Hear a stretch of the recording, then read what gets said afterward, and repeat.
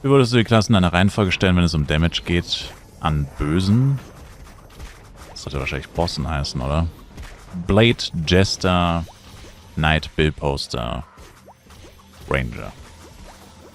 Elle sei Ringmaster. Billposter und Knight kann auch andersrum sein. Macht am Ende des Tages auch nicht so viel Unterschied, weil das Mittelfeld, sag ich mal, Platz 2 bis 4, vermutlich, sollte relativ nah beieinander sein. Und der einzige wirkliche Unterschied ist halt, wenn du jetzt Platz 1 mit Platz 5 vergleichst oder so. Also wenn du jetzt den höchsten DPS gegen den niedrigsten oder so stellst, oder der einzige, wo es dann wirklich einen krassen Unterschied macht oder wo man wirklich, ja, was merkt. Also ein Blade gegen den Ranger sollte einen relativ hohen Unterschied machen. Wenn du einen Billposter gegen Knight antreten lässt, oder sogar Jester theoretisch, sollte der Unterschied jetzt nicht so ultra gewaltig sein. Aber das ist natürlich schwer zu sagen, weil wir haben keine wirklich objektiven Daten dazu. Immer noch nicht. Haben Jester und Blade sehr hohen Unterschied? Nein. Jester kann mit einem Blade relativ gut mithalten. Vor allem kurzfristig. Jester hat so kurze Power-Buffs, die richtig reinknallen. Aber müssten eigentlich auch noch so ungefähr 10% sein. Schätze ich. Also Blade 10% über dem Jester.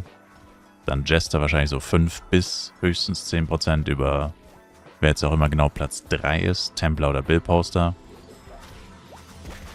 Und die wiederum müssten dann nochmal so 5 bis 10% über Ranger sein. So Pi mal Daumen.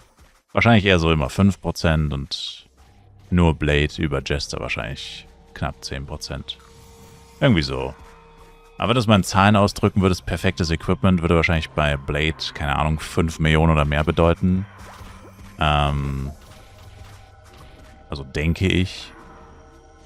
Vielleicht auch mehr. Und ja, also das heißt, wenn der Beste so 5 Millionen macht, dann macht der Schlechteste wahrscheinlich so knapp über 4 Millionen. Pi mal Daumen. Wäre jetzt so meine persönliche Einschätzung.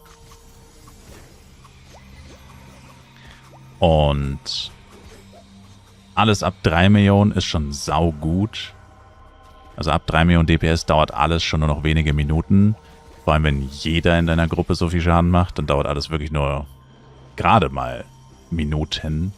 Also wirklich gar nichts. Und das ist dann schon relativ egal. Also ob du jetzt 3 oder 3,5 Millionen machst oder 4,1 oder 4,4. Das juckt dann eigentlich eh keinen mehr. Vor allem ist der Kampf dann in der Regel so schnell vorbei, dass du das eigentlich eh nicht wirklich auskosten kannst. Weil wenn du jetzt 5 DPS in der Truppe hättest oder 4 und alle machen über 3 Millionen, es gibt nichts in diesem Spiel, was so viel HP hat, dass der Kampf länger als ein paar Minuten dauern würde. Also wirklich so 2-3 Minuten und jeder Kampf ist vorbei. Also wie gesagt, das spielt dann sowieso schon fast keine Rolle mehr. Das sind minimalste Unterschiede, die am Ende des Tages nicht wirklich ins Gewicht fallen. Deswegen sollte man einfach das spielen, worauf man Lust hat.